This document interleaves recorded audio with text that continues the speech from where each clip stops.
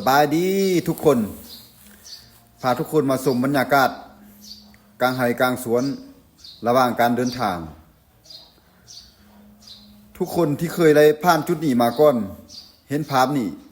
คือคิดฮอดอดีตเนาะอดีตเก่าข่าวหลังที่เคยได้อยู่บ้านนอกคอกนากับพ่อกับแม่เฮ็ดไร่เฮ็ดสวนหลังสู่ผานาสู่ดินก้นกกเหล่าเกากกหญ้าลารู้ผลแล้ว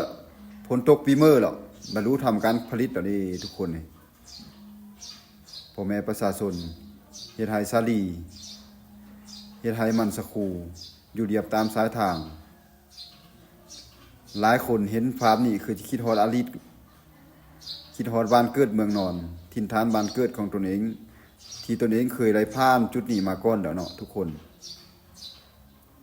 ภาพบรรยากาศอยู่วันนอกคอกนา